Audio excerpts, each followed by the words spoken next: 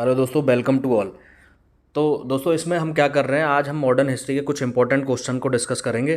तो यहाँ पर लगभग 20 क्वेश्चन दिए हैं, तो एक एक करके हम सभी क्वेश्चंस को डिस्कस करेंगे और उनसे संबंधित जो भी एक्स्ट्रा फैक्ट हैं उनको भी हम थोड़ा थोड़ा करके डिस्कस कर लेंगे। तो सबसे पहला क्वेश्चन यहाँ हम लोग देखने की कोशिश करते हैं। 1915-1916 में दो होम रूल लीग आरंभ किए गए थे, वो किसके नेतृत्व में किए गए थे?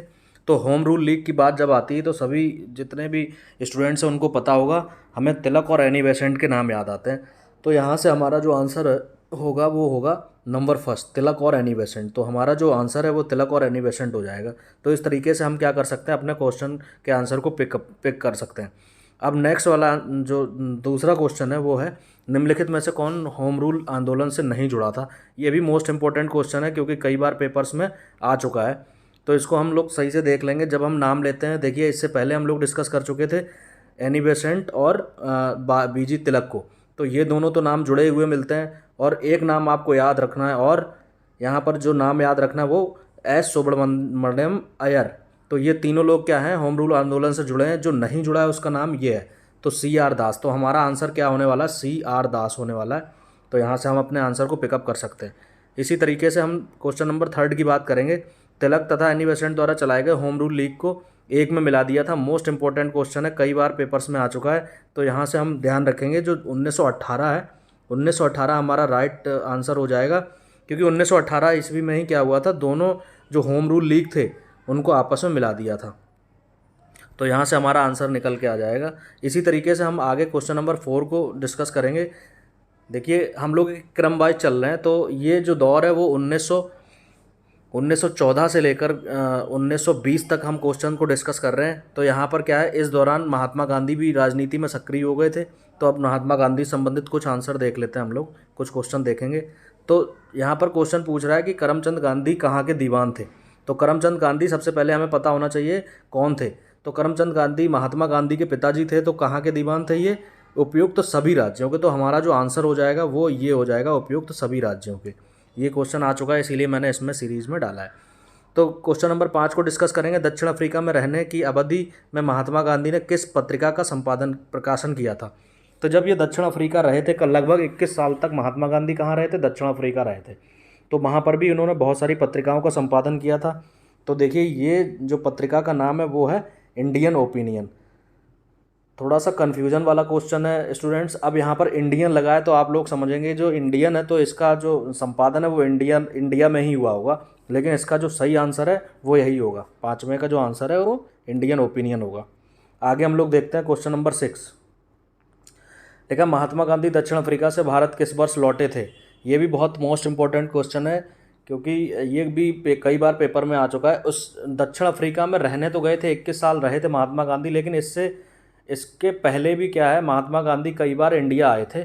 जब इंडिया आए थे तो उन्होंने क्या किया, बहुत ज़्यादा राजनीति में सक्रिय नहीं थे, लेकिन उन्होंने कुछ इंपॉर्टेंट काम किए जिसका हम डिस्कस आगे वाले क्वेश्चंस में करेंगे। तो यहाँ का जो आंसर होने वाला है वो हमारा सही हो जाएगा। किस वर्ष यहाँ पर लौटे थे? 1915 में लौटे थे। तो ये हमारा सेकंड ऑप्शन करेक्ट है। इसी तरीके से हम लोग आगे चलते हैं। Question number 7। महात्मा गांधी ने अहमदाबाद के निकट साबरमती के किनारे एक आश्रम बनाया था। तो इसका हम ऑप्शन देखने की कोशिश करते हैं।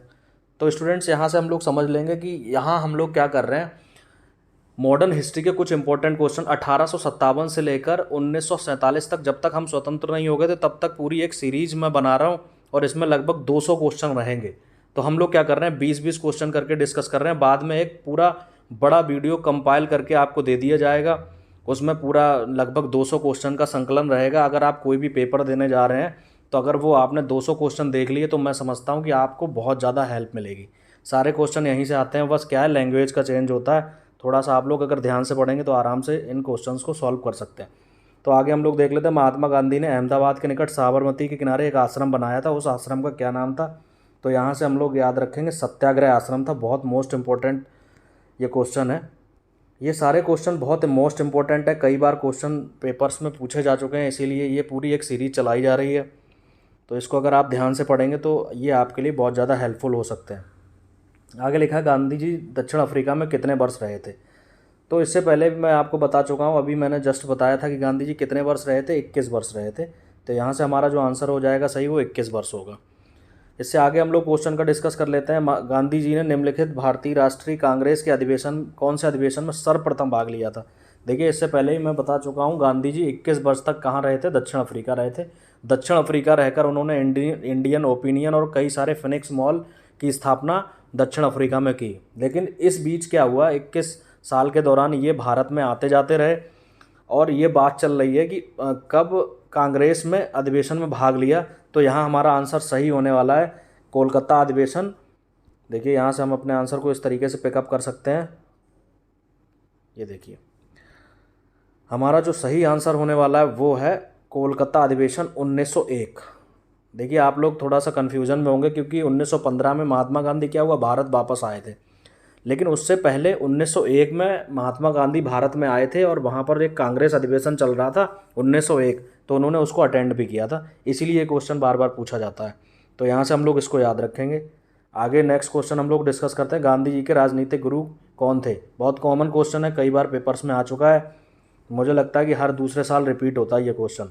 तो यहाँ पर जो सही आंसर होने वाला है वो है गोपाल कृष्ण गोखले। तो हमारा जो आंसर हो जाएगा वो क्या हो जाएगा, गोपाल कृष्ण गोखले जी। यहाँ से आप लोग याद रख सकते हैं, बहुत सिंपल आंसर है। आगे हम लोग देखते हैं क्वेश्चन नंबर 11, भारत के स्वतंत्रता संघर्ष के दौरान सबसे पहले सत्याग्रह किसने शुरू किया था। तो जाहिर सी बात है हम लोग क्या कर रहे हैं, महात्मा गांधी के बारे में डिस्कस कर रहे हैं, तो यहाँ पर महात्मा गांधी ही सही आंसर होगा। लेकिन इसको आप एक बार पढ़ के ज़रूर जाइए, क्योंकि आपको यहाँ तो पता है कि महात्मा गांधी के बारे में डिस्कस कर रहे हैं, पेपर्स में आपको कोई नहीं बताएगा। तो यहाँ से हमारा जो आंसर हो जाएगा वो महात्मा गांधी होगा। तो हमारा सही आंसर महात्मा गांधी है। आगे हम लोग चलते हैं। यह कथन किसका, विदेशी वस्त्रों की बर्बादी ही उनके साथ सर्वोत्तम व्यवहार है। देखिए सबसे पहले हमने देखा कि महात्मा गांधी क्या थे, एक बहुत ज़्यादा सत्य और अहिंसा के पुजारी थे। उन्होंने बताया कि वो कभी हिंसा नहीं करते हैं। तो इसी दौरान क्या हुआ, जब अंग्रेज़ 1914 के बाद की बात करेंगे, जब अंग्रेज़ किसी का कहना नहीं मान रहे थे और नए नए नियम ला रहे थे जिससे भारतीयों का शोषण हो रहा था, तो उसी दौरान क्या हुआ, एक बहुत बड़ा 1919 के बाद हमने देखा बहुत बड़े बड़े विद्रोह हमारे भारत में होने लगे। तो इसी दौरान क्या हुआ, महात्मा गांधी भी अंग्रेज़ों से नाराज़ हो गए। 1918 में जब प्रथम विश्व युद्ध खत्म हुआ था, तो महात्मा गांधी ने कुछ मांगे अंग्रेज़ों के सामने रखी थी। जब अंग्रेज़ों ने उन्हें मानने के लिए मना कर दिया, तो महात्मा गांधी भी क्या हुआ, अंग्रेज़ों से नाराज़ हो गए। जब अंग्रेज़ों से नाराज़ हो गए तो तभी उन्होंने एक कमेंट किया था। ये जो स्टेटमेंट है ये उसी समय का है कि विदेशी वस्त्रों की बर्बादी उसके साथ सर्वोत्तम व्यवहार है। तो ये किसका कथन है, महात्मा गांधी का है। इसको आप याद रखना। पहले तो हमने देखा कि महात्मा गांधी अंग्रेज़ों के समर्थक थे, लेकिन बाद में क्या हुआ, बिल्कुल आपने देखा कि एक तरह से महात्मा गांधी ने भी क्या किया, विद्रोह किया। उन्होंने बहुत सारे आंदोलन चलाए अंग्रेज़ों के खिलाफ़। जैसे हम सबसे पहले आंदोलन का नाम लेंगे तो हमें चंपारण आंदोलन ध्यान आ जाएगा। उसके बाद इसी तरीके से हम लोग अहमदाबाद आंदोलन देख लेते हैं, असहयोग आंदोलन देखा हमने, सविनय अवज्ञा आंदोलन देखा। इनकी सबकी डेट अभी बता दूंगा। एक बहुत आंदोलन बहुत मोस्ट इम्पॉर्टेंट है, एक एक डेट बताऊंगा, उनको आप लोग याद कर लेना। आगे हम लोग देखते हैं क्वेश्चन नंबर 13, वह कौन सा सत्याग्रह था जिसका नेतृत्व महात्मा गांधी ने नहीं किया था। तो अगर अभी देखिए, अभी मैंने आपको आंदोलन के नाम बताए, तो आप देख लेंगे सबसे पहला जो गांधी जी के द्वारा आंदोलन किया गया था वो कौन सा था। यहाँ से हम लोग देखने की कोशिश करते हैं, चंपारण, यहाँ लिख दे रहा हूँ चंपारण, ये चंपारण आंदोलन। दूसरा जो आंदोलन, सबसे पहला आंदोलन है, ये दूसरा आंदोलन कौन सा है, खेड़ा सत्याग्रह। खेड़ा सत्याग्रह क्या है, एक बहुत बड़ा कारखाना था अहमदाबाद में, अहमदाबाद मिल कॉरपोरेशन थी। तो उसमें क्या किया, गांधी जी ने मज़दूरों के साथ बैठकर भूख हड़ताल की थी। तो ये पहला हो गया और ये दूसरा हो गया। इसी क्रम में हमने देखा, अब आगे हमने देखा बहुत सारे आंदोलन किए गए। असहयोग आंदोलन किया गया, सविनय अवज्ञा असहयोग आंदोलन 1920 में किया गया, सविनय अवज्ञा आंदोलन 1930 में किया गया, ठीक है ना। इसी तरीके से 1942 में भारत छोड़ो आंदोलन किया गया। ये कुछ इंपॉर्टेंट आंदोलन थे, लेकिन हमें क्या करना है, चंपारण आंदोलन को और खेड़ा आंदोलन को याद रखना है। सबसे पहला जो गांधी जी के द्वारा सत्याग्रह आंदोलन किया गया था वो कौन सा था, चंपारण। तो यहाँ से हम लोग ध्यान रख सकते हैं। अब चंपारण आंदोलन कहाँ हुआ था, क्यों किया गया था, इसके बारे में भी हम लोग आगे डिस्कस करेंगे।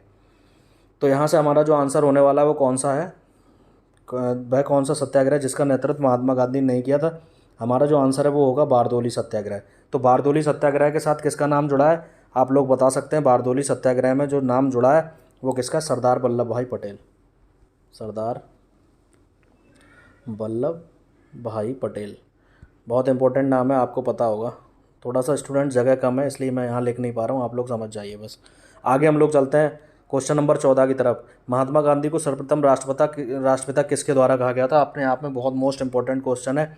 तो यहाँ से हम लोग नाम ध्यान रखेंगे, सर्वप्रथम किसके द्वारा राष्ट्रपिता की उपाधि महात्मा गांधी को दी गई थी? इसका जो आंसर सही होने वाला है वो है सुभाष चंद्र बोस।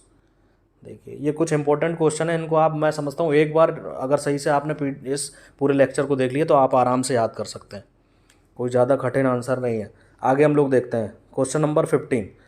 महात्मा गांधी के नाम से सबसे पहले महात्मा जोड़ा गया, तो सबसे पहले महात्मा किस आंदोलन के दौरान जोड़ा गया था, ये हमारा क्वेश्चन है। तो आपको अगर आंसर पता हो तो अपने मन में टिक करिए, बाकी मैं तो यहाँ पर बता ही रहा हूँ।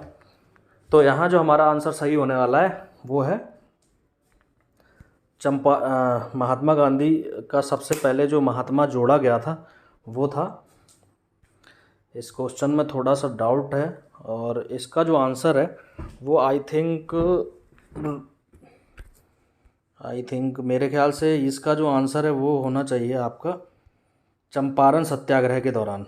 तो आपका जो आंसर है मेरे हिसाब से तो चंपारण सत्याग्रह होगा, लेकिन आप लोग इसको एक बार कंफर्म ज़रूर कर लीजिए।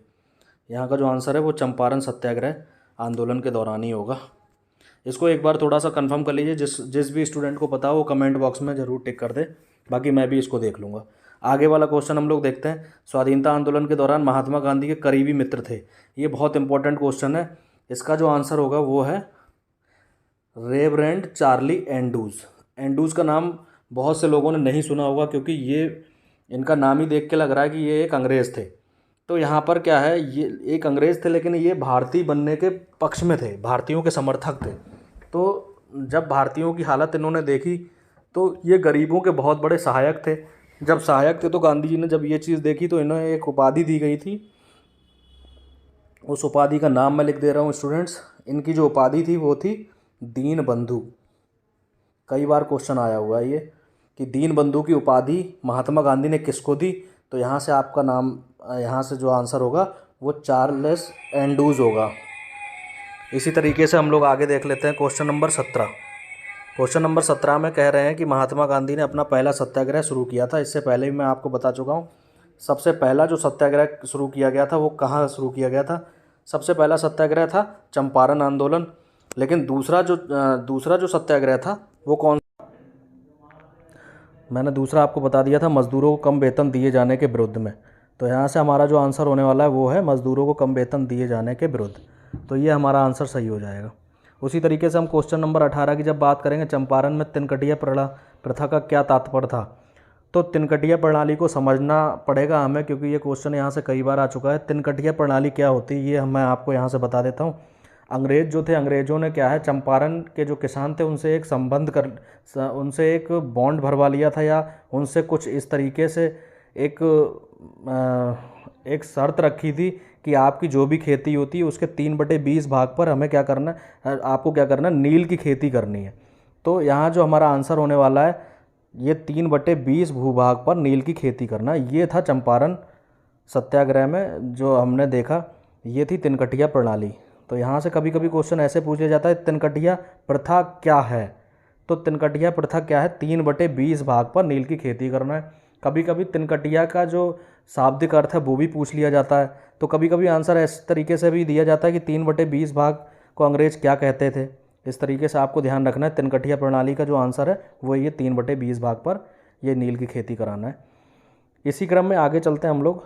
लिखा है गांधी जी ने सबसे पहली बार सत्याग्रह आंदोलन बिहार में कहाँ शुरू किया। इससे पहले हम लोग डिस्कस कर चुके हैं, चूँकि यहाँ से क्वेश्चन बहुत ज़्यादा आते हैं और सबकी लैंग्वेज चेंज होती है। तो लैंग्वेज चेंज होती है इसीलिए मैंने 1-2 क्वेश्चन इस तरीके से डाला है। तो यहाँ का जो आंसर हमारा होने वाला है वो है चंपारण। इससे पहले भी हम लोग डिस्कस कर चुके हैं कि सत्याग्रह आंदोलन बिहार में कहाँ शुरू हुआ, चंपारण से ही शुरू हुआ, और ये सबसे पहला आंदोलन था। ये कौन सा था, सबसे पहला आंदोलन था। तो यहाँ से हमारा जो है चंपारण सबसे पहला हो जाएगा, और दूसरा मैं बता चुका हूँ खेड़ा आंदोलन था जो अहमदाबाद में हुआ था। आगे हम लोग देख लेते हैं इसी क्रम में क्वेश्चन नंबर 20। गांधी जी का चंपारण आंदोलन था, ये हम 3 क्वेश्चन इस तरीके से डिस्कस कर चुके हैं कि चंपारण आंदोलन क्या था। तो आप लोग समझ ही गए होंगे चंपारण आंदोलन क्या था। नील कर्मियों की समस्याओं के समाधान हेतु एक आंदोलन चलाया गया था जो बिहार में चला था। और सबसे पहले इन्विटेशन किसने दिया था गांधी जी को, ये भी एक क्वेश्चन पूछा गया था कि चंपारण आंदोलन में भाग लेने के लिए गांधी जी को किसके द्वारा इनवाइट किया गया था। तो यहाँ पे हमारा जो आंसर होगा वो रामचंद्र शुक्ल होगा, रामचंद्र शुक्ल। तो रामचंद्र शुक्ल के द्वारा क्या है, एक लेटर लिखा गया किसको, महात्मा गांधी को। यहाँ थोड़ा स्पेस कम है, आप लोग एडजस्ट करना। तो रामचंद्र शुक्ल क्या थे, एक बहुत बड़े किसान थे, बिहार के रहने वाले थे। तो इन्होंने क्या किया, महात्मा गांधी को एक लेटर लिखा। उन्होंने यहाँ के समस्या के बारे में बताया कि अंग्रेज़ों ने किस तरीके से 3/20 भाग पर ज़बरदस्ती नील की खेती करना प्रारंभ करा दी है। तो गांधी जी क्या है, इस आंदोलन में भाग लेने के लिए कहाँ पहुँचे, ये पहुँचे थे चंपारण बिहार। तो वहीं पर एक आंदोलन शुरू हुआ था जिसको हम लोग चंपारण आंदोलन के नाम से जानते हैं। तो इस तरीके से हमने देखा कि जब महात्मा गांधी पहुँचे तो वहाँ पर 3/20 भाग पर जो खेती कराते थे अंग्रेज़ लोग, तो उसको पूरी तरीके से समाप्त करा दिया। तो ये इसीलिए फेमस हुआ था। और सबसे बड़ी चीज़ यहाँ पर समझने वाली ये है कि महात्मा गांधी सत्य और अहिंसा के पुजारी थे। तो सत्य अहिंसा के पुजारी थे, उनके पास सबसे बड़ा जो हथियार था, जो जब भी वो अंग्रेज़ों के खिलाफ जाते थे तो वो क्या करते थे, सबसे पहले भूख हड़ताल पे बैठते थे। तो भूख हड़ताल पर जब बैठते थे वो वैसे ही दुबले पतले थे। तो लगभग 7-8 दिन बाद क्या होता था, उनकी जो कंडीशन है वो बिगड़ने लगती थी। तो जब कंडीशन बिगड़ने लगती थी तो भारत में कई जगह क्या होता था, गांधी जी के समर्थक थे जो वो ये मांगे उठाते थे कि भाई गांधी जी जो काम कह रहे हैं वो बिल्कुल ठीक है। तो इस तरीके से अंग्रेज़ों के ऊपर क्या है, प्रेशर रहता था, थोड़ा दबाव रहता था। इसीलिए हमने देखा कि गांधी जी बहुत ज़्यादा एक सफल राजनीतिक रहे हैं इंडियन हिस्ट्री में, इसीलिए हम महात्मा गांधी का नाम लेते हैं। तो आज के लिए दोस्तों इतना ही रखते हैं, क्योंकि ये क्वेश्चन 20 हो गए हैं और इसी क्रम में अगली बार हम लोग 20 क्वेश्चन की एक श्रृंखला और लाएंगे। इसी तरीके से हम लगभग 200 क्वेश्चन की एक श्रृंखला तैयार कर रहे हैं। तो वो 200 क्वेश्चन मोस्ट इंपॉर्टेंट होंगे। अगर आप कोई भी पेपर देने जा रहे हो तो वो 200 क्वेश्चन बहुत जल्दी आप लोग अगर रिवीजन कर लोगे तो मैं समझता हूँ मॉडर्न हिस्ट्री आपको आराम से तैयार हो सकती है। और ये सारे क्वेश्चंस आपके लिए बहुत ज़्यादा हेल्पफुल होंगे। तो आज के लिए हम लोग इतना ही रखते हैं, बाकी हम लोग नेक्स्ट टाइम मिलते हैं। Thank you very much. देखिए आगे लिखा है सब्सक्राइब माई चैनल, तो आपको क्या करना है, चैनल को सब्सक्राइब करना है। ओके, नेक्स्ट टाइम मिलते हैं। Thank you.